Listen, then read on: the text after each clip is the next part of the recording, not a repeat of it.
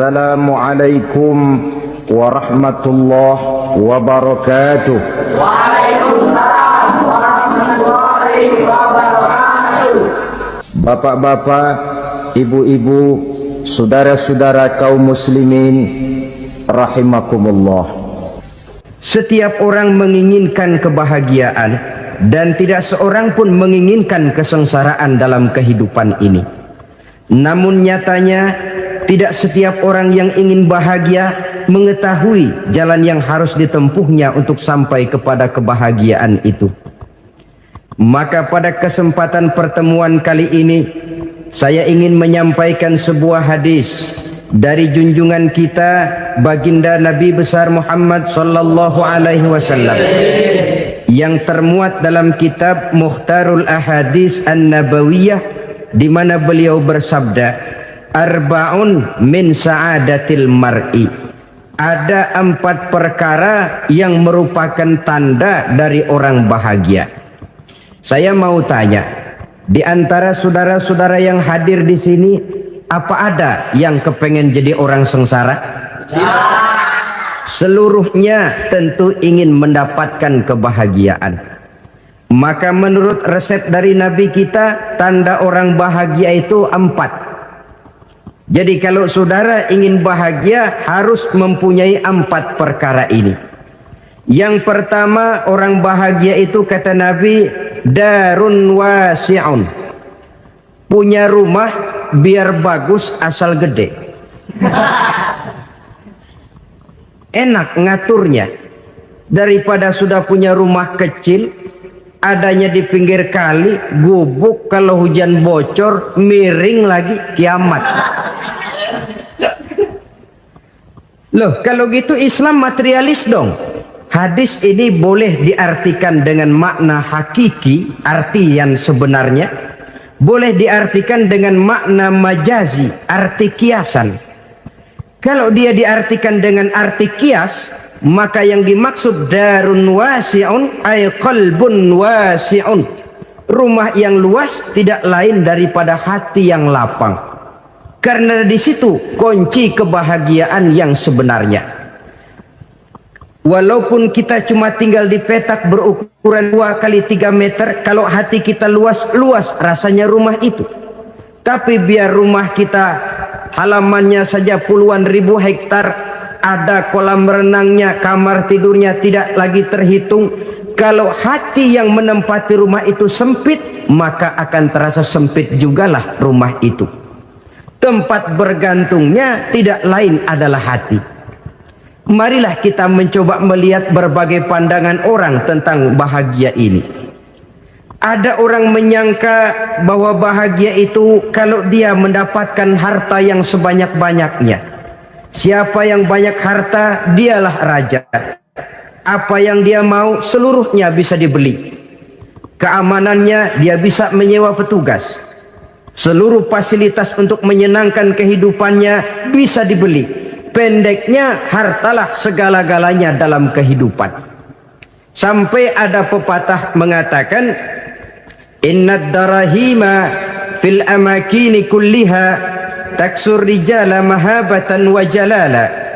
Sesungguhnya harta, dinar, dirham, uang di mana-mana selalu bikin hebat orang yang memilikinya. Coba lihat, orang yang punya duit sama yang enggak punya duit, jangan gaya hidupnya, gaya jalannya aja lain. Wahia lisanun liman arada fasahatan, wahia silahun liman arada qitala. Uang adalah senjata yang paling ampuh bagi orang yang mau pergi perang, dan lidah yang paling fasih bagi orang yang mau bicara. Kalau bicara dengan lidah macet, cobalah bicara dengan harta, lancar. Sampai ada pepatah demikian, segalanya bisa diatur dengan harta.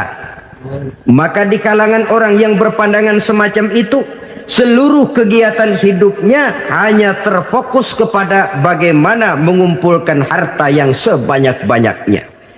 Tidak peduli halal haram, tidak kenal sore pagi siang dan malam, tidak sempat sujud, jauh dari agama, jauh dari kehidupan yang bersifat ruhaniyah, jauh dari Allah dan sebagainya, sampai dalam Al-Quran dikelompokkan dalam kelompok yang dinamakan lumazah.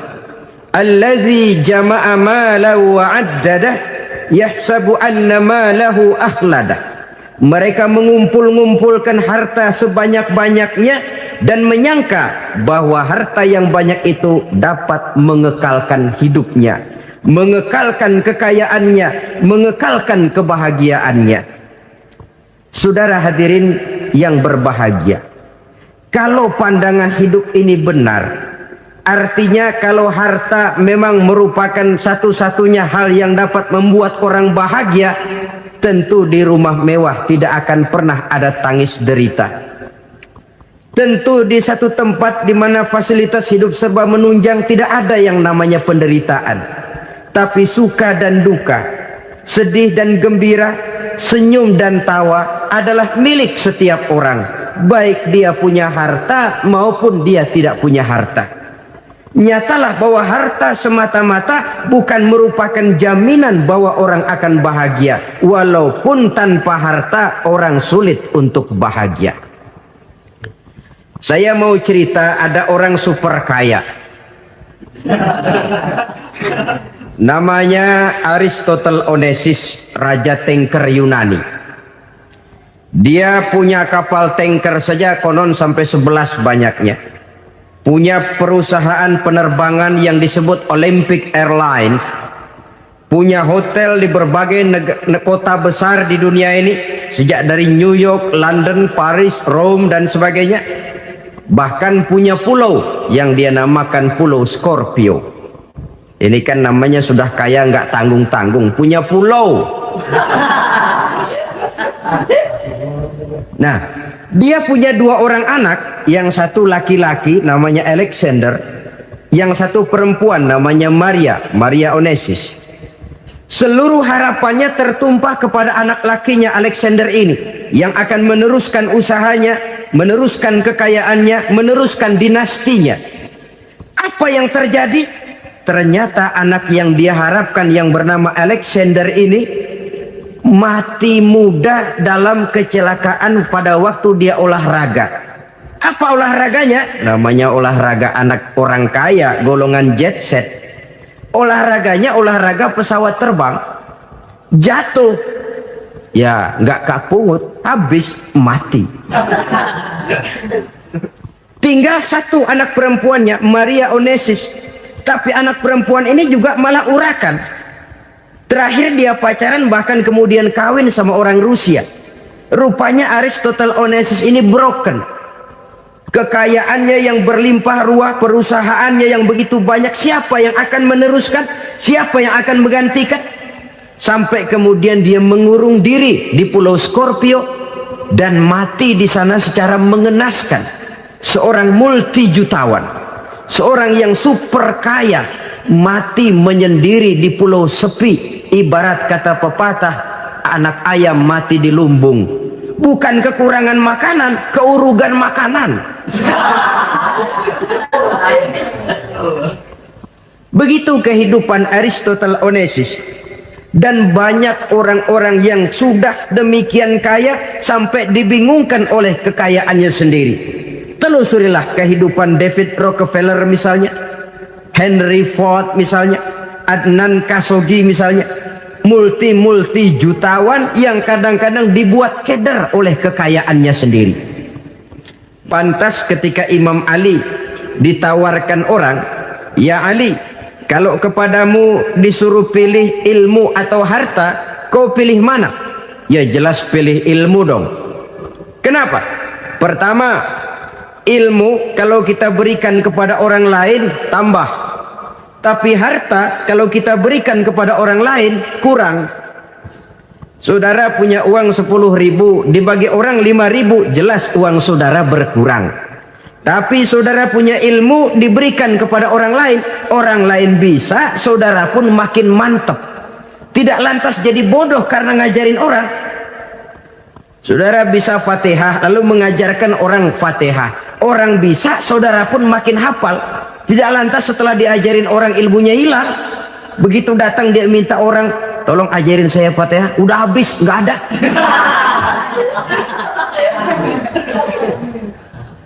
Yang kedua kata Imam Ali, ilmu menjaga kita. Kalau harta kita yang harus jaga.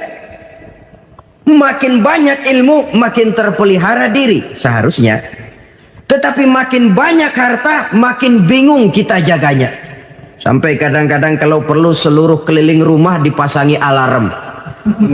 Belum cukup disewakan anjing besar-besar, pasang di depan pintu, awas anjing galak. Masih belum cukup juga cari centeng tukang-tukang kepruk jaga rumah.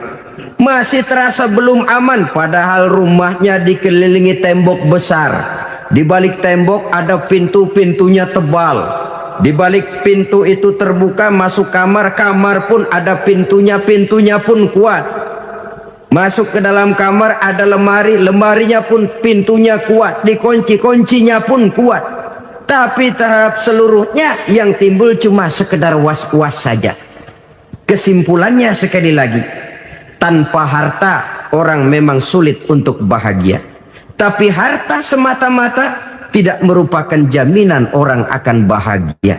Dengan hati yang luas, itu modal utama untuk mencapai kebahagiaan hidup. Orang yang hatinya luas, saudara-saudara, punya hati yang lapang, melihat kenyataan hidup ini, dia bersyukur senantiasa kepada Allah. Lantas tidak timbul hasud dan iri hatinya. Oleh karena itu, jiwanya selalu lapang. Kalau tidak, cupik hati namanya. Dangkal pandangan, tidak senang melihat orang lain dapat nikmat, dan itu sering dijadikan contoh. Kalau orang yang lapang dada, dia lihat tetangganya beli TV baru, dia berkata, alhamdulillah ya, tetangga kita beli TV, mudah-mudahan kita bisa ikut nonton. Lapang dadanya. Tapi orang yang sempit hati, lihat tetangga beli televisi, meriang. Enggak diapa-apain, meriang. Besoknya dengar tetangga beli motor, makin sakit, ke rumah sakit. Lalu di rumah sakit dengar tetangganya beli mobil, mati. Disiksa oleh perasaannya sendiri. Orang kalau hati sudah sempit dalam hidup, kemanapun dia pergi, sempit rasanya medan kehidupannya. Kemudian kita melihat juga ada orang yang menilai bahwa bahagia itu katanya kalau punya kedudukan yang tinggi, pangkat yang agung, wibawa yang besar. Mungkin betul, tapi mungkin juga tidak. Bergantung kepada hati orang yang punya pangkat itu. Sama dengan harta tadi. Harta akan membawa bahagia kalau dia jatuh ke tangan orang yang berhati lapang. Tapi harta akan jadi bencana kalau jatuh ke tangan hati orang yang sempit. Pangkat akan membawa bahaya kalau jatuh di tangan hati orang yang sempit. Lebih dari itu, kenyataan mengajarkan kepada kita bahwa ternyata pangkat dan jabatan tidak selamanya memberikan kebahagiaan dalam kehidupan. Bahkan resikonya kelewat besar. Beberapa bukti kita bisa ambil dari para pemimpin dunia yang menjadi korban lantaran pangkat dan jabatan yang disandangnya. Saudara ingat Presiden Abraham Lincoln dan John Kennedy dari Amerika? Dibunuh orang.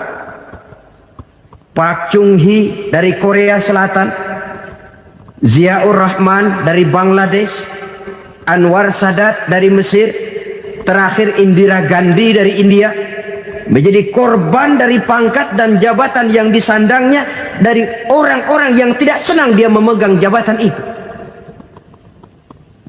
Dia akan mudah mengundang bencana. Sehingga pantas kalau seorang presiden terkemuka Amerika, Harry Truman namanya, dia mengatakan jabatan presiden itu, kata dia, seperti orang nunggang macan. Naik macan harus kita taiki, kalau enggak dia bakal nerekam kita, ngeri katanya. Adapun orang yang hatinya lapang, kalau dia menerima pangkat dan jabatan, dianggapnya itu satu kesempatan untuk berbuat baik. Tapi orang yang berhati sempit, menerima pangkat dan jabatan, bukan kadang-kadang menerima, malah berusaha setengah mati mencapai dengan segala cara.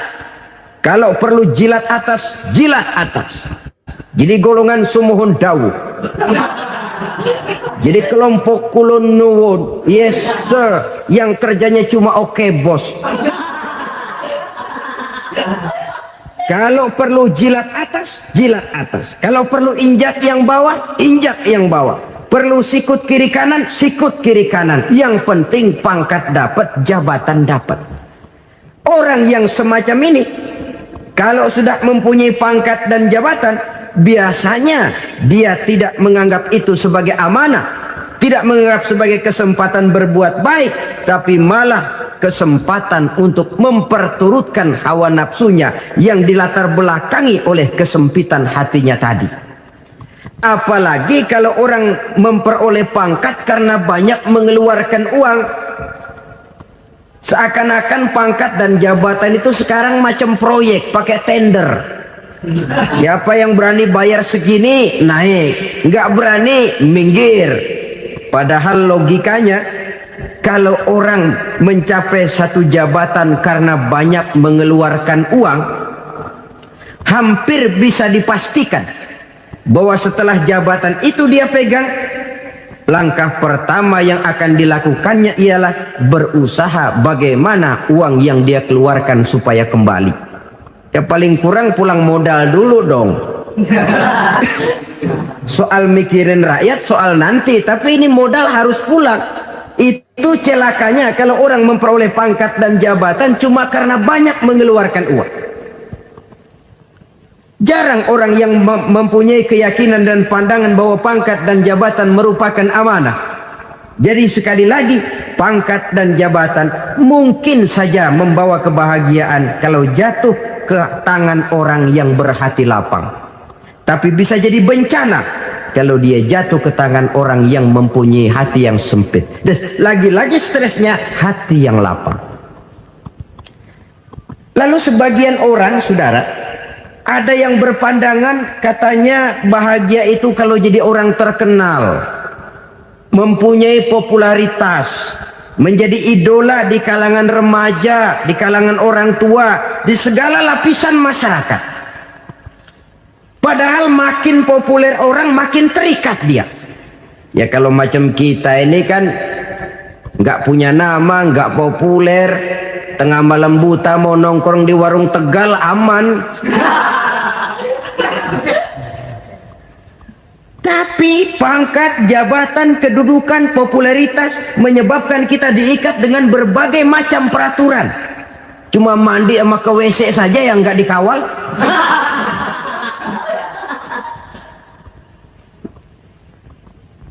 Benarkah popularitas, ketenaran membawa kebahagiaan? Mungkin, ya, tapi mungkin juga tidak. Kenapa? Banyak orang-orang populer yang mengakhiri hidupnya secara tragis. Kita ambil beberapa nama. Di Amerika tahun 60-an ada bintang seksi paling terkenal yang dijuluki seks bom. Bom seksi. Sampai sekarang jadi legenda, namanya Marilyn Monroe. Singkatan double-nya itu inisialnya MM, Marilyn Monroe. Terkenal, top, sampai dia mati tahun 62, namanya sekarang masih saja dibicarakan orang. Kenapa dia bunuh diri? Tidak punya hartakah dia? Banyak. Kurang populerkah dia? Seluruh dunia mengenalnya. Sejak rakyat kecil sampai pejabat tinggi dia punya hubungan. Kenapa? Jenuh. Dia terlahir dalam keadaan yatim.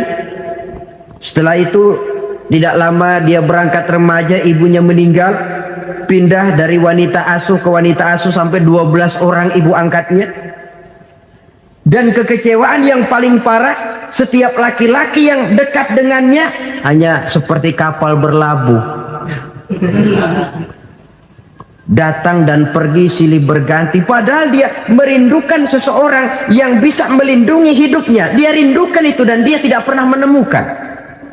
Itu yang akhirnya menyebabkan dia minum pil tidur kelewat dosis, minum obat tidur kebanyakan, ya tidur terus sampai sekarang.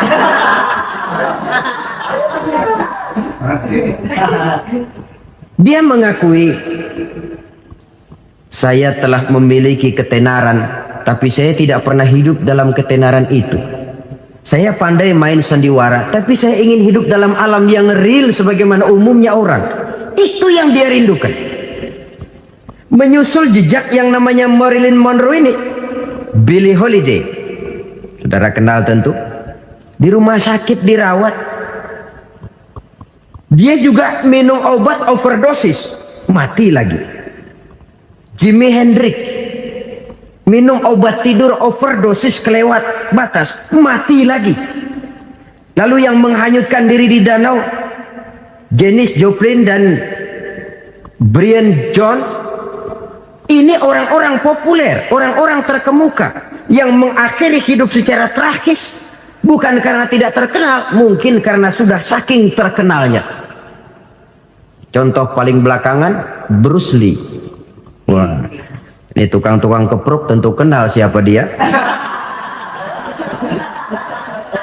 Sampai sekarang pun tabir kematiannya masih merupakan misteri.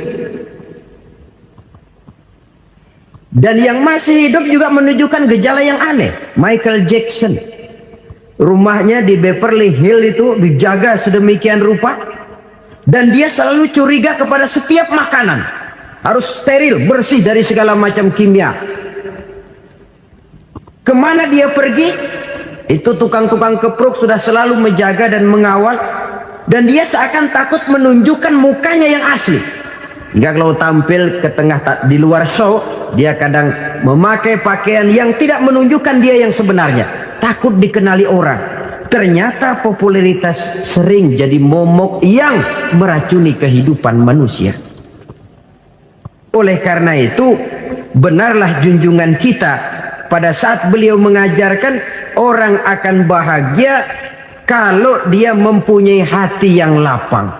Nah, sekarang masalahnya untuk mendapatkan hati yang lapang, caranya bagaimana? Kita kembali kepada konsep Quran. Allah mengajarkan, ala inna bi dzikrillahi tatmainnul qulub. Ketahuilah bahwa dengan banyak mengingat Allah, hati akan tenang, jiwa akan lapang. Dengan kata lain, dekat dengan agama, merasakan kehadiran Allah dekat dalam hidup, itu muara pertama untuk mencapai hati yang lapang. Ala inna bi dzikrillahi tatmainnul qulub. Jangan macam orang sekarang ingin mendapatkan ketenangan lalu tapak di puncak gunung, di gua-gua, di tempat sepi. Iyalah kalau nggak ada ular. Kalau tergigit ular berbisa, ketenangan belum, mati jelas itu.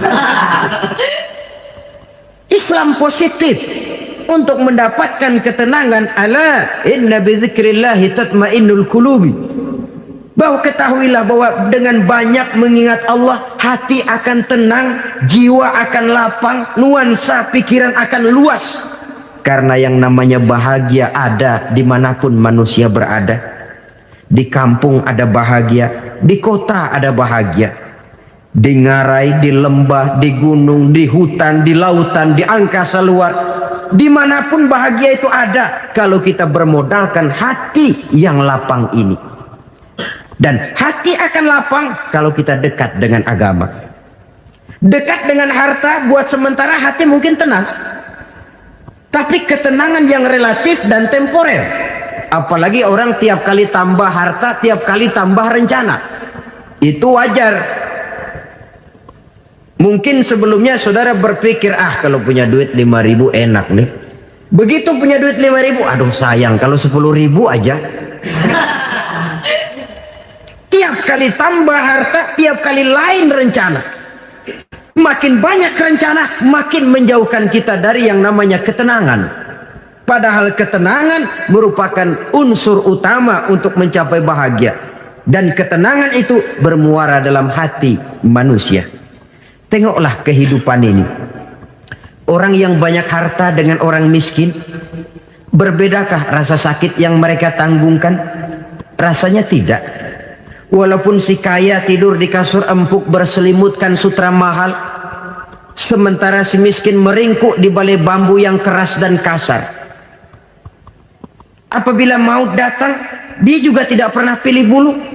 Maut datang menjemput si kaya di singgasana keemasannya, dikelilingi oleh para pengasuh, dayang dan inang serta para pengawal. Dan maut pun datang menjemput si miskin papa sehingga ia tergelepar di tepian jalan. Kedua-duanya bernama mati. Kalau nyata bahwa sakit yang ditanggung si kaya tidak beda dengan sakit yang ditanggung si miskin, bukan harta semata yang membuat orang bahagia. Hati yang tenang, jiwa yang lapang penuh kedamaian, karena banyak berzikir dan mengingat Allah, itu merupakan modal utama untuk mencapai sesuatu yang bernama bahagia.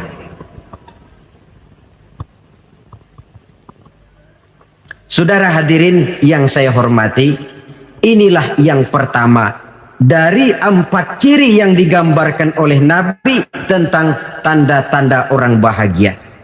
Dan harus berangkat dari yang pertama ini, hati yang lapang. Ini yang harus kita miliki lebih dahulu. Baru nanti akan menyusul kepada poin yang ketiga, kedua, dan selanjutnya. Sebab kalau hati sudah terisi dengan jiwa yang lapang, seluruh persoalan insya Allah akan bisa kita atasi dengan sebagaimana mestinya. Yang kedua sekarang, tanda orang bahagia menurut baginda Nabi, markabun syariah. Orang bahagia itu, kata beliau, punya kendaraan biar cepat asal lancar. Artinya kemana dia mau pergi mudah.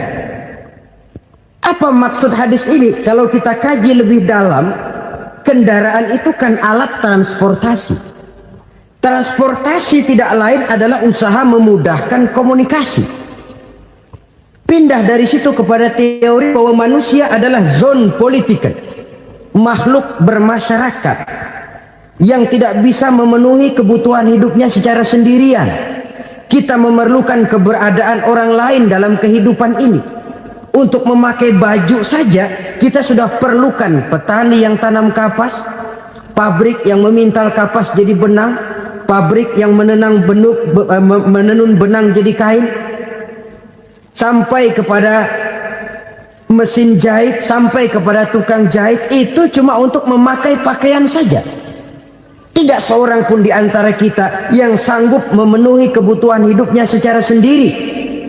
Kita perlu orang lain. Maka kebebasan dalam arti mutlak, kebebasan tanpa batas, itu tidak mungkin ada dalam kehidupan. Karena kita mengadakan yang disebut interaksi sosial. Setiap kegiatan kita tentu melibatkan orang lain. Menurut kita barangkali kita bebas jalan di jalan raya semaunya, tapi orang lain berkendaraan pun merasa bahwa ini ada juga jalan haknya, dan begitu selanjutnya. Oleh karena itu, maksud dari kendaraan yang cepat ini adalah khulata'uhu ma'as solihin. Lingkungan pergaulannya terdiri dari orang-orang soleh. Pergaulannya luas. Kemana dia pergi ada temannya. Kesulitannya ada tempat dia cerita. Dan kesulitan kalau sudah diceritakan kepada orang lain, taruh kata orang itu tidak bisa menolong, namun menceritakannya kepada orang yang kita percayai, kan paling kurang sudah mengurangi beban jiwa, mengurangi tanggungan batin, merasa masih ada tempat kita cerita. Maka lebih baik orang awam yang mau bergaul ketimbang orang setengah alim tapi ngunci pintu. Sebab nantinya akan timbul sikap picik, cupik pandangan, dan tidak luas menghadapi kenyataan dalam kehidupan ini. Namun yang harus kita garis bawahi, pergaulan memang mesti luas. Namun jangan sekali-kali lupa bahwa pergaulan sangat besar pengaruhnya dalam ikut membentuk kepribadian manusia. Sehari-hari bisa kita bilang, kalau kita dekat sama tukang minyak wangi, sekalipun nggak dibagi minyaknya, baunya tentu dapat. Betul? Betul. Tapi dekat sama tukang elas, walaupun nggak kena apinya, asapnya mesti kena.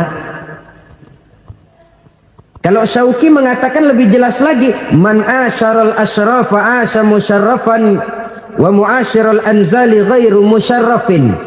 Awalam taral jildal hakira muqabbalan bisagri lamma sara jildal mushaf. Siapa yang bergaul dengan orang mulia, dia bakal ikut menjadi mulia. Tapi siapa yang berteman dengan orang hina, dia tidak bakal ikut menjadi mulia. Tidakkah kau lihat, kata Syauqi, kulit kambing yang hina pun dicium orang ketika menjadi kantong Quran. Kulit kambing hina, kalau dia sendirian gak ada yang mau cium. Tapi begitu dia bergaul dengan Quran, menjadi kantong Quran, dipakein minyak wangi, ditaruh di tempat yang tinggi, mau diambil dicium dulu, dibawa dengan penuh hormat dan hati-hati. Kulit kambing yang hina lantaran berteman dengan Quran, numpang mujur. Tapi coba lihat kalau kulit kambing berteman dengan kayu, jadi beduk, habis. Zohor dikemplang, asar dipukul. Itu pun sedikit saja, cuma salah milih teman. Yang temennya Quran dihormati orang, yang temennya kayu lantaran jadi beduk, gelap-gelap subuh orang udah kemplangin.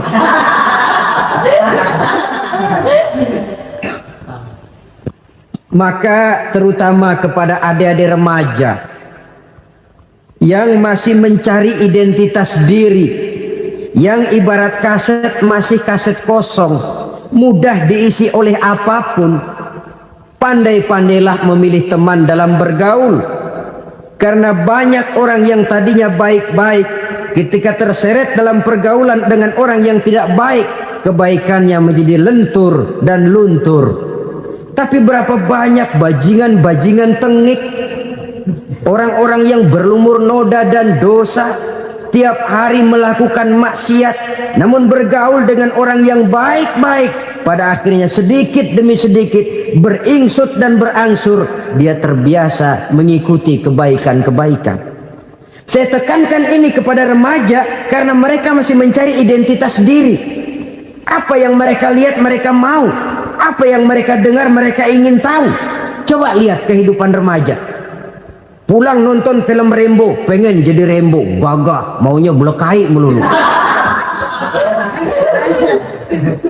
Pulang nonton film Superman, pengen bisa terbang. Pulang nonton India, nyanyi melulu. Wajar, mereka masih mencari identitas diri. Saya ini sebenarnya siapa? Lingkungan, pergaulan akan membentuk itu. Karena itu pandai-pandailah bergaul, karena ia sangat besar pengaruhnya dalam ikut membentuk kepribadian manusia. Apalagi sifat yang jelek lebih cepat menularnya ketimbang sifat yang baik. Sifat yang baik, watak yang soleh itu lambat sekali untuk menular. Tapi yang tidak baik, kan prosesnya mah kalau remaja biasanya mula-mula dengar. Karena dengar lalu pengen tahu. Karena pengen tahu lalu ngeliatin. Begitu ngeliatin kan pengen nyobain. Setelah nyobain ketagihan. Nah ini prosesnya. Yang namanya ganja, morfin, narkotik awalnya kan begitu. Mula-mula dengar, katanya kalau sudah fly to the sky, sudah melayang ke langit katanya, disitulah puncak kebahagiaan. Mulanya cuma dengar. Karena dengar pengen tahu. Karena pengen tahu lalu ngeliat, kumpul sama orang yang suka ngeganja. Setelah ngeliat, nah pengen ngerasain. Begitu ngerasain enak juga, ketagihan. Kalau sudah ketagihan jadi penyakit kronis, bisa merembet kepada yang lain. Iya, kalau orang tuanya mampu untuk beli morfin, beli ganja.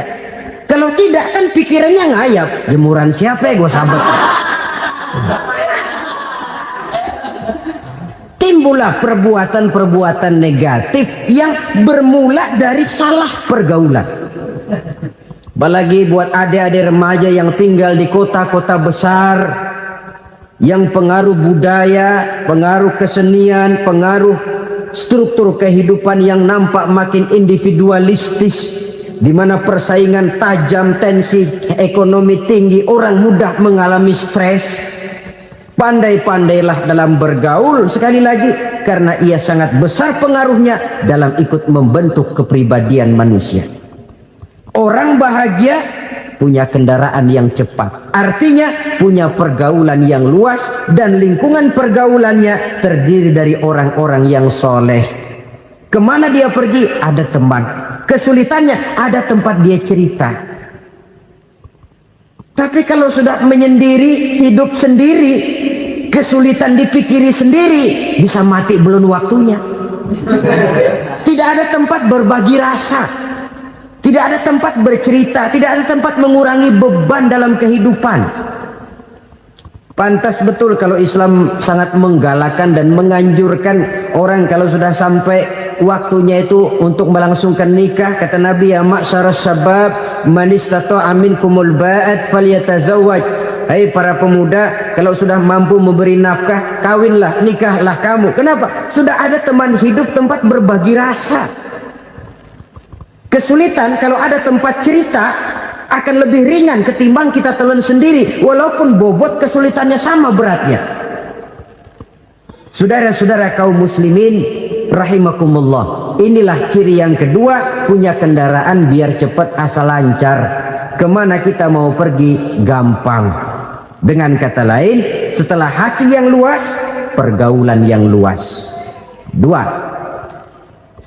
Yang ketiga sekarang, tanda orang bahagia itu menurut Nabi, misbahun mudhi'un, punya lampu yang terang. Oh, itu enggak problem. Sekarang sudah zamannya listrik masuk desa, Pak. Lampu sudah terang semua. Betul, kalau itu yang dimaksud. Tapi tidak cuma itu. Karena lampu yang dimaksud di sini, lampu yang akan menerangi seluruh perjalanan hidup. Dan perjalanan hidup itu sudah dimulai sejak kita terlahir ke alam ini, sampai masuk ke alam barzah, kumpul di padang mahsyar, sampai ke akhirat. Lampu yang menerangi itu yang diperlukan. Kalau lampu, katakanlah yang paling top sekarang kan lampu jenis Mercury. Taruhlah itu di rumah kita, dia cuma menerangi rumah kita, menerangi hati pun tidak sanggup. Bila kita masuk ke alam barzah, alam kubur, sanggupkah si Mercury yang begitu terang menerangi alam barzah kita? Tidak sanggup lagi.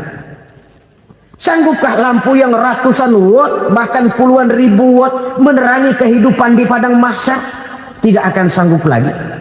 Kalau demikian, yang dimaksud lampu yang terang di sini apa? Tidak lain amal soleh, kebajikan yang kita lakukan dalam hidup. Itu yang akan jadi lampu penerang. Di dunia nama kita akan terang. Jasad kita boleh hancur terkubur tanah, tapi nama kita akan dikenang orang. Begitulah kalau orang meninggalkan kebajikan dalam hidup seperti sekarang.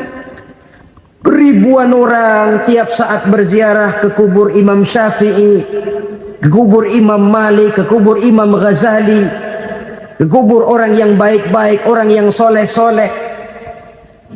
Kebajikannya yang ditinggalkan, yang mengukir namanya dengan tinta emas. Sehingga saudara sudah terbaring di alam kubur, orang lewat, Allah, ini kuburannya Fulan bin Fulan, dulu ini kebaikannya Masya Allah, saya ikut merasakan. Mari kita mampir sebentar, kita Fatihah. Mohon disampaikan Allah pahalanya kepada almarhum. Al-Fatihah. Itu kalau orang baik-baik. Lalu saudara tanya, Pak, orang mati dikirimin Fatihah apa nyampe pahalanya? Saya jawab, kalau saudara nggak percaya, mati dulu dah. Nanti saya Fatihain, tungguin di sana. Umpama nggak sampai, balik lagi kemari. Sekarang ini kan maunya otak-otakan saja. Kalau nggak masuk otak, nggak percaya. Padahal alam gaib itu nggak bisa diotak-otakin. Sama saja dengan saudara pernah dengar cerita kapal Tampo Mas tenggelam kan? Pernah nggak? Di mana? Ya, di laut Masalembo. Begitu ke Tampo Mas tenggelam, ratusan penumpang itu terjun ke laut, dipermainkan gelombang, berjuang menghadapi maut itu. Orang lagi timbul tenggelam di lautan, dihantam ombak, kita tengokin pakai helikopter. Pak, lagi timbul tenggelam ya? Iya, tolongin. Jangan khawatir Pak nih, saya kirim intan Pak, harganya 10 juta. Kira-kira orang yang timbul tenggelam di laut seneng nggak? Kan mahal toh intan 10 juta. Kenapa dia nggak senang? Karena intan 10 juta dalam kondisi seperti itu tidak sanggup menyelamatkan dia. Dia akan girang kalau dikirimin ban mobil bekas, dikirimin papan terentang atau bambu. Intan yang 10 juta dia nggak girang, ban mobil bekas yang 1000 perak tuh pegang, itu yang dia girang betul. Inilah sebabnya Nabi berkata, mal mayyitu fi qabrihi illa kal ghariqil mutaghawwis. Orang yang meninggal di alam kuburnya seperti orang timbul tenggelam di lautan. Yantaziru da'watan min ahli, menunggu doa dari keluarganya yang masih hidup. Duh, bapak saya sudah meninggal, saya sayang benar sama dia.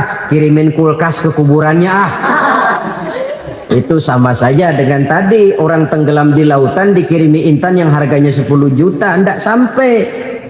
Begitulah kalau kebajikan yang kita tinggalkan dalam hidup, sudah mati pun kubur kita masih diziarahi orang. Tapi kalau jahat yang kita tinggalkan, boro-boro lah orang mau doa lewat dekat kuburan kita juga serem. Tuh bajingan no, dulu mati dipendem di situ tuh. Jangan lewat situ, ntar kesurupan, jangan. Lewat saja orang ngeri. Konon lagi membacakan Fatihah dan mengirimkan doa. Hidup pada hakikatnya adalah kesempatan untuk berbuat baik. Maka sekali kesempatan itu diberikan, manfaatkan dengan sebaiknya. Sebab kesempatan kedua tidak akan pernah ada. Kesempatan berbuat baik di sini, di akhirat sudah pembalasan namanya. Sekali kesempatan itu dicabut, dia tidak akan pernah dikembalikan lagi. Kata Iqbal, hidup tidak mundur ke belakang, Bung. Berhenti diinjak orang, mundur hancur. Tidak ada kata mundur dalam hidup ini. Berhenti diinjak orang, mundur kecebur. Tidak ada kata lain, harus maju dalam kehidupan dalam artian yang positif. Hidup adalah kesempatan untuk mengumpulkan kebajikan yang sebanyak-banyaknya. Di situ nilai daripada manusia. Sekarang ini memang nggak kelihatan kok, orang yang banyak pahala sama yang banyak dosa nggak kelihatan kok. Barangkali kalau habis bikin dosa palanya pada benjol, mungkin orang takut sama dosa. Tapi sekarang sama saja, orang yang banyak dosa dengan yang nggak banyak dosa jalan bareng dari belakang, sama, nggak kelihatan beda. Tapi ada waktunya di mana pahala memegang peranan, di mana dosa diperlihatkan. Sama saja kalau kita bawa mobil siang, lampu kan nggak begitu berfungsi. Apa lalu bilang, alah ini lampu berat-beratin, copot-copotin aja dah. Tidak perlu begitu. Kenapa? Pada satu saat malam senja akan datang. Bila matahari terbenam, senja pun datang, gelap mulai merayap, disitulah baru terasa perlunya lampu. Pahala begitu. Sekarang orang yang nggak ada pahalanya nggak kelihatan dalam kehidupan. Tapi pada satu saat senja kehidupan akan datang. Ajal merenggut nyawa, malam merayap, dan hidup mulai diliputi kegelapan di alam barzakh. Dikala itu kalau nggak punya lampu, alangkah malangnya kita. Sebab amal yang baik, kata Nabi, di alam barzakh itu akan diciptakan menjadi perempuan yang cantik menemani kita. Amal yang jahat akan menjadi orang yang paling jelek nemenin kita. Sudah di tempat gelap yang nemenin jelek.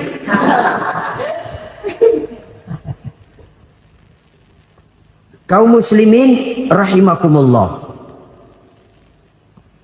Kalau demikian masalahnya, tergantunglah kita pandai memanfaatkan waktu. Al-waktu kasayf, waktu itu cepat sekali. Yang namanya waktu itu tahu-tahu.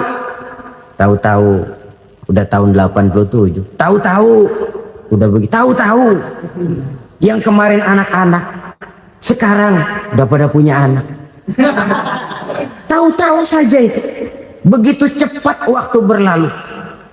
Kalau tidaklah pandai kita memanfaatkannya, akan rugi kita. Nabi bersabda, "Man kana yaumuhu khairun min amsihi fahuwa rabih." Barang siapa yang hari ini lebih baik daripada hari kemarin, itu orang untung. Hari ini lebih baik daripada kemarin. Bulan ini lebih baik dari bulan kemarin. Tahun ini lebih baik dari tahun kemarin. Itu orang yang beruntung. Tahun kemarin sembayangnya maghrib doang, sekarang udah tambah isya.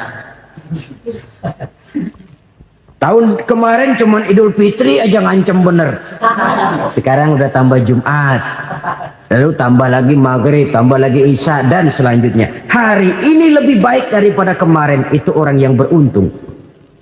Wa man kana yaumuhu mislu amsihi fahuwa khasir. Lalu barang siapa yang hari ini sama saja dengan hari kemarin, itu orang rugi. Hari ini sama dengan kemarin, rugi itu. Bulan ini begitu, bulan kemarin begitu, tahun ini begitu, tahun lalu juga begitu. Rugi itu orang. Rugi apa? Rugi umur. Umur tambah, amalan gak pernah tambah. Dan saya pikir lebih merupakan azab ketimbang nikmat kalau orang dikasih panjang umur cuma untuk numpuk dosa. Mending mana? Panjang umur banyak dosa sama pendek umur dikit dosa. Mending mana?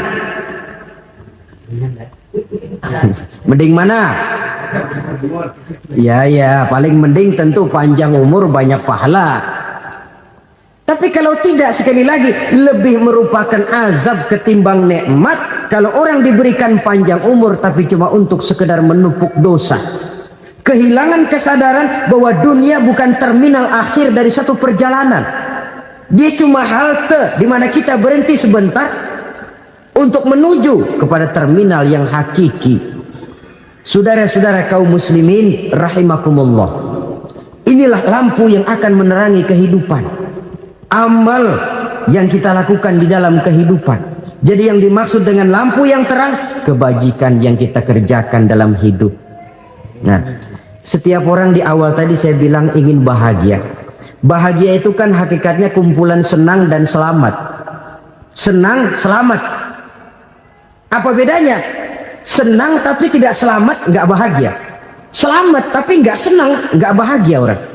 Contoh, kalau orang korupsi, duitnya banyak, senang dia, tapi keselamatannya. Ada tentara baris di samping rumahnya udah bingung, padahal tentara latihan. Tentara cuma latihan, dia bingung. Senang, tapi karena keselamatannya tidak terjamin, dia tidak bahagia. Sebaliknya pegawai negeri jujur benar, cuma segaji-gajinya, selamat nggak korupsi tapi melarat, ya nggak bahagia juga, kurang senang. Kesenangan dan keselamatan untuk dunia saja, ya sekali lagi, kalau cuma sekedar untuk dunia saja bisa dibeli pakai uang, bisa dibeli pakai uang.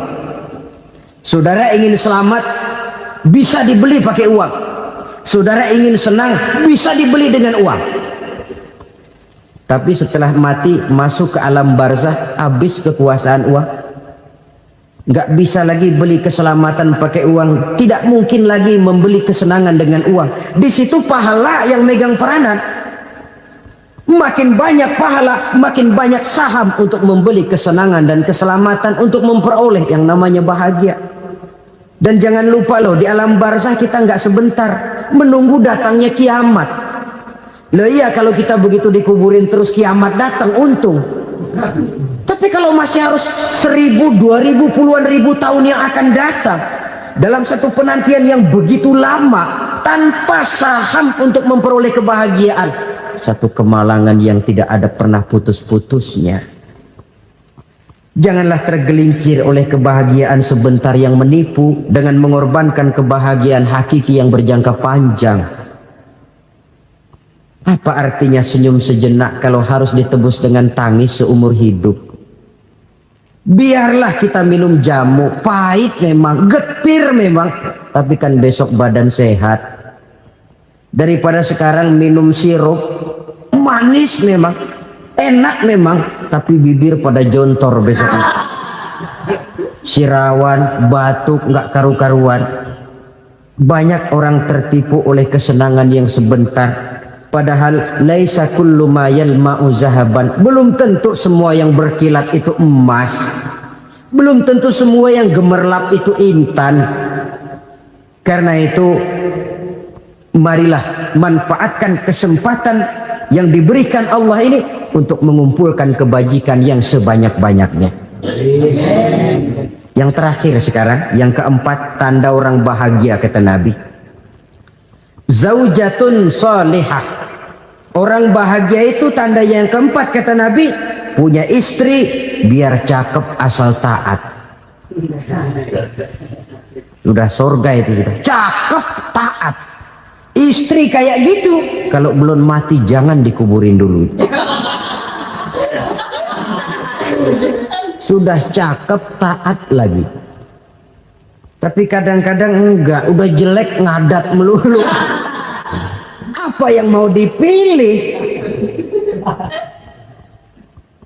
Sebab itu Quran mengatakan istri pakaian untuk suami, suami pakaian untuk istri.